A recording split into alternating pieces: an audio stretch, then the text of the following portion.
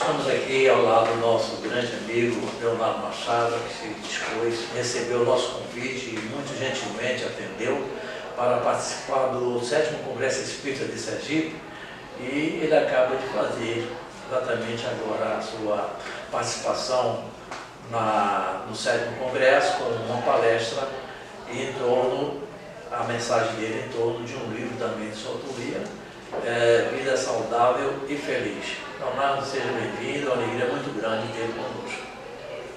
Muito obrigado, agradeço o carinho, o convite da Federação Espírita do Estado de Sergipe e estou aqui à disposição. Leonardo, tudo bom? Eu sou Jane Paiva e eu gostaria de perguntar a você a questão da depressão. Ouve-se muito pessoas do senso comum falar bem assim, você tão religioso, com depressão, eu gostaria de perguntar a você como ocorre o processo depressivo e como sair dele. Ainda existe uma série de mitos, uma série de preconceitos em relação à depressão, situando-a como sendo algo de acordo com a falta de fé, né?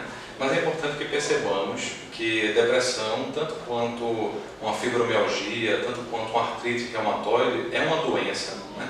É um diagnóstico médico que envolve uma série de alterações biológicas, como por exemplo, alterações inflamatórias, que nós encontramos também em outras doenças que causam inflamação, alterações nos neurotransmissores, nas chamadas monoaminas, né? Especialmente na serotonina, mas também na dopamina e na noradrenalina. Então, há uma série de alterações biológicas que é preciso encarar como um diagnóstico médico, como um adoecimento, portanto, procurar ajuda especializada. Ou seja, não só na casa espírita, não só nas religiões, mas também do ponto de vista da ciência, né? Com um psiquiatra, com um psicólogo, com um profissional habilitado para isso. A fé, nessa perspectiva, ela vem não como um antídoto para que a pessoa não adoeça. Ela vem como uma possibilidade de aumentar a resignação. Então, imaginemos assim, o que é que a gente vê muito? Pessoas que têm depressão, mas que também têm uma vinculação religiosa, elas às vezes têm o pensamento de suicídio, o pensamento de querer morrer, mas por causa da fé delas, por causa da visão religiosa delas, esse pensamento é combatido. Então a fé vai ajudar a passar melhor pela situação, a fé vai ajudar a superar um pouco mais a situação, mas não necessariamente a ser um antídoto, como se as pessoas que tivessem depressão não tivessem fé. Eu costumo dizer até que eu encontrei muitos exemplos de fé, ao contrário, justamente nos leitos da dor, onde a gente encontra até mais essa situação da fé do que quando a vida está muito bem, né? A gente imagina que só vai ver expressões de fé quando a vida vem bem. Mas nas expressões de dor, nós temos a oportunidade também de encontrar muitos exemplos de superação, de fé, e aí na depressão também, ajudando, né? Sendo um complemento. Ô Leonardo, hoje se fala muito, né? Se orienta muito sobre a questão das relações abusivas, de todas as ordens, né? Como é que podemos sair de uma relação abusiva, vivendo no âmbito familiar, e como o Evangelho pode contribuir para a nossa cura? Temos que ver primeiro o momento dessa relação abusiva, né? Se for uma relação abusiva que envolve uma criança, um adolescente, é importante que você que vai ver essa minha fala, se aconteceu algum relacionamento abusivo com você nessa faixa etária, é importante que você entenda que não foi culpa sua. É importante que você entenda que você era uma criança, que você era um adolescente e que a culpa não é sua. Porque é muito comum as pessoas que passam por essa situação, nessa faixa etária da vida, se culparem, porque achavam assim, poxa, eu dei cabimento, como se fala aqui no Nordeste, eu dei espaço, fiz algo que atraísse a pessoa. Não, esse é um problema do abusador, da pessoa que tem essa relação, que faz essa relação abusiva. Como o Evangelho nos explica, todos somos filhos de Deus. E também a pessoa que abusa necessita também da nossa ajuda do ponto de vista espiritual. Mas, no entanto, é importante sabermos que nós vivemos em uma sociedade. E como vivemos numa sociedade, é preciso que a lei seja aplicada. E que é preciso que a pessoa também passe pelo processo da lei. A pessoa que faz o abuso, né? Quando a gente pensa na questão dos relacionamentos abusivos em outras espécies, né, como está mais em voga falar, ou seja, um namoro, né, em que o namorado humilha muito a namorada, né? Do ponto de vista do lado da aparência, do ponto de vista das qualidades dela, sempre coloca para baixo e a pessoa acaba permanecendo, ficando assim. Ou então, quando existe um relacionamento abusivo, de fisicamente a pessoa bater, né? E você tem a violência contra a mulher, é importante que a mulher perceba, né? Eu falo mulher porque geralmente acontece nesse cenário, é importante que ela perceba que dificilmente a pessoa muda de uma para outra. E é importante que ela tome medidas legais para se proteger, né? Não digo nem necessariamente medidas legais em colocar na justiça, mas assim, perceber que às vezes uma separação, se for um relacionamento, digamos assim, de casamento ou de namoro, às vezes é uma solução melhor do que permanecer sendo agredida fisicamente, permanecer sendo agredida emocionalmente falando. Às vezes a gente encontra, e eu queria desdobrar nisso para finalizar, às vezes nós encontramos o seguinte: o casal permanece, a mulher permanece casada, mesmo sofrendo esse relacionamento de humilhação, às vezes física também, agressões físicas, porque quer permanecer com o casamento pensando nos filhos e coloca assim: não, eu vou permanecer casada por causa dos meus filhos. E o que a gente vê na prática é que manter um casamento, especialmente nessas condições, por causa dos filhos, acaba sendo até mais prejudicial para os filhos do que a separação. É por isso que a doutrina espírita nos coloca que nós somos a favor da família, a favor do casamento. No entanto, há situações em que o casamento já não existe, há situações em que permanecer casado é até pior, digamos assim, do ponto de vista espiritual, para todas as partes, para os filhos, para a pessoa que está sendo mais abusada emocionalmente, para a pessoa que está sendo o feitor da violência, para todo mundo. Então, o Espiritismo não tem uma indissolubilidade do casamento. Ao contrário, é possível haver sim a separação quando de fato essa já ocorria no dia a dia. E nenhum casamento permanece só por causa dos filhos. Eu encontro esses filhos no futuro dizendo assim: poxa, eu preferia que meus pais tivessem se separado, porque eu vivi um ambiente doméstico muito tumultuado, de muita violência. Então eu aprendi não como a amar, mas sim como a violentar emocionalmente os outros, ou pelo menos a como viver num ambiente de guerra, porque às vezes é verdadeiro ambiente de guerra familiar. A depressão e a obsessão, ela andam para e passo. Inclusive, nós sabemos que a Organização Mundial de Saúde relata que são milhões já no mundo que sofrem esses dois tipos, né, de depressão e obsessão. Olha só, correlação. Depressão e obsessão. Na verdade, existe muita correlação, não só entre depressão e obsessão, mas entre transtornos psiquiátricos como um todo, né?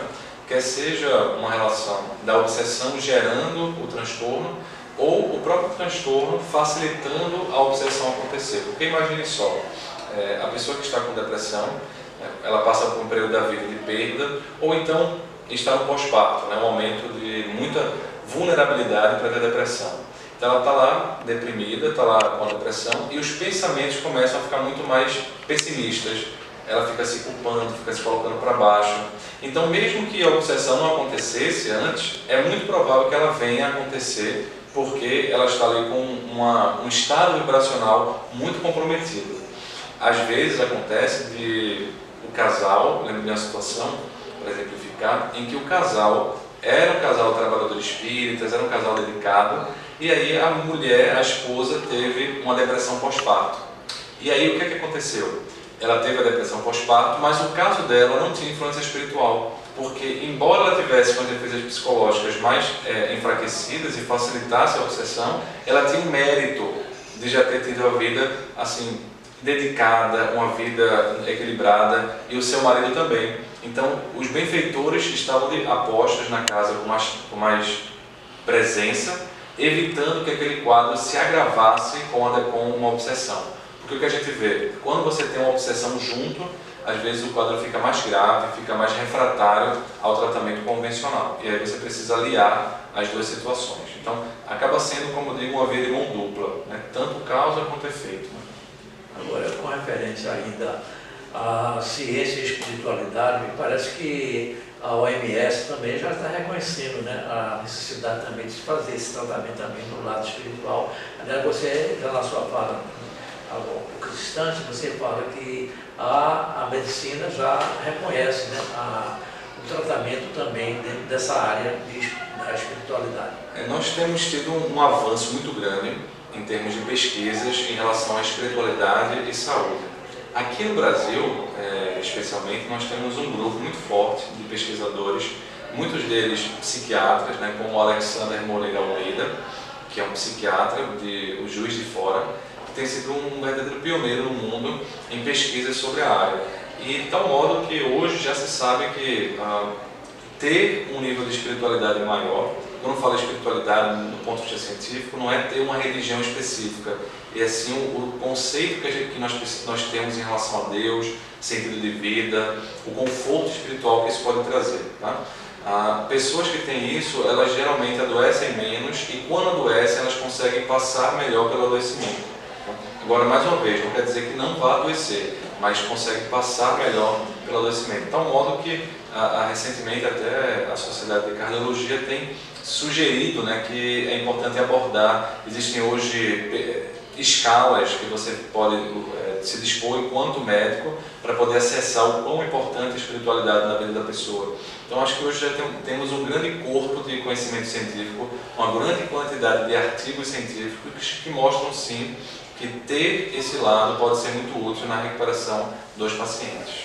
Agora, uma outra coisa, Leonardo, a AME, ela ganhou uma força muito grande no tempo de Marlene Nobre, foi a grande pioneira, né, nessa área. Como é que está a AME na atualidade? Inclusive, ela tem também ramificações em outros países, né? A AME é a Associação Médico Espírita, né? Isso. Então, a Associação Médico Espírita é um grupo de pessoas, né, vinculadas à medicina, de médicos geralmente, mas não só médicos, você tem outras especialidades vinculadas, que acabam tentando trazer um pouco mais esse lado científico.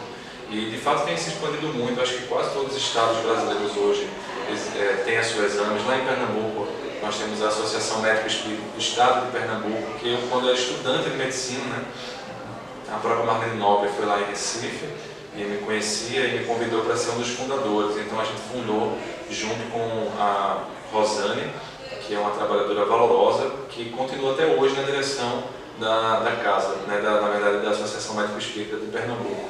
Então eu era estudante de medicina quando estava lá fazendo. Então hoje você tem encontros, você tem Medinesp, você tem uma série de atividades, encontros internacionais. Inclusive estão também pesquisando na área científica, não dentro da AME necessariamente, mas dentro das suas universidades, né? Porque o objetivo também não é só trazer a interface para o movimento espírita, mas o outro objetivo é fazer com que a própria academia possa também ver esses estudos. Então acho que tem crescido muito, né? Tem tido um crescimento exponencial. E Vida Saudável e Feliz, como foi que surgiu esse livro? Pois é, temos 2 livros aí que vão ser publicados pela Federação Espírita Brasileira, né? Esse que o senhor está falando, que é Vida Saudável e Feliz, que foi publicado ano passado, em que nós tivemos a vontade de escrever sobre prevenção. Bem, na minha área acadêmica, eu não estudo necessariamente espiritualidade, como professor, como pesquisador da área científica. O que eu estudo muito é felicidade, é bem-estar, é uma coisa chamada psicologia positiva e psiquiatria positiva. Tem conceitos em comum, que é como gratidão, como essas áreas podem também afetar a saúde. Então, pode fazer interfaces, mas não é bem espiritualidade. Pois bem, por que eu estudei isso? Por que eu estudo isso? Porque um dos grandes pontos que eu considero importante é não só tratar quando a pessoa adoeceu, né? Mas também fazer uma prevenção, ou seja, antes mesmo da pessoa adoecer, o que a gente pode fazer do ponto de vista preventivo. Então esse livro, Vida Saudável e Feliz, foi uma tentativa de fazer uma prevenção com o Evangelho, ou seja, pegar passagens do Evangelho, pegar histórias reais e trazer do ponto de vista psicológico, né, do que é que o Evangelho pode nos ser útil do ponto de vista de prevenção em saúde mental. Por isso, Vida Saudável e Feliz, Evangelho de Jesus e Saúde Mental. Outro livro que vai ser publicado agora em outubro, mais ou menos dia 20 de outubro, aí é falando um pouco mais das causas do adoecimento psiquiátrico, vai ser transtornos psiquiátricos num olhar médico espírita. Então foi mais ou menos um falando mais sobre o adoecimento em si e o outro tentando falar antes do adoecimento. E esse sobre Sócrates? Sócrates foi foram 2 livros que eu escrevi, né? Um livro chamado A Sabedoria de Sócrates, que foi publicado em 2008, salvo engano, já faz um tempo agora, né? Já faz 11 anos. Né? Isso. Então foi em 2008, pela editora IT, em que eu analisei o livro Fedro, de Platão, e trouxe uma análise sobre como a filosofia socrática se assemelha ao espiritismo, ao evangelho. E aí, alguns anos depois, acho que uns 4 anos, 2012, salvo engano, nós publicamos um complemento desse livro, mas em outra editora, a editora da Federação Espírita do Rio Grande do Sul, que foi chamado Os Últimos Dias de Sócrates, em que na primeira parte a gente fez um pequeno romance contando para as pessoas que não conhecem o final da vida de Sócrates, baseado principalmente em 3 diálogos de Platão, que é o Banquete, que narra, na verdade, Banquete não, a Apologia, que narra a execução, né, de Sócrates e a defesa de Sócrates, depois o Criton, que narra Sócrates na cadeia, na prisão, e o Fédon, que narra os últimos instantes de Sócrates na prisão. E depois eu faço a comparação com a Kardec, com Jesus, né, dos pontos, mas também comparei com o budismo, com o hinduísmo, tentando ver o que é que havia em comum nessas visões de mundo. Né, porque o outro lado que eu gosto muito é a filosofia, embora não seja filósofo oficialmente, né, nos dias de hoje, certamente eu teria mais medo de escrever sobre filosofia, mas enfim, era mais jovem escrever, mas o pessoal gostou. Acho que o objetivo foi atingido. Queremos te agradecer, Leonardo, pela sua contribuição, as informações, os conhecimentos, e aguardando você mais uma vez em Sergipe. Seja sempre muito bem-vindo. Eu que agradeço, deixo um abraço aqui aos amigos sergipanos, aos amigos espíritas, agradeço o carinho e o convite. Nós queremos, inclusive, desejar a você uma feliz viagem de retorno, leve o nosso abraço para os familiares e também para a turma boa lá de Recife. A Federação Espírita Pernambucana. Pernambucana, isso aí, tá bom.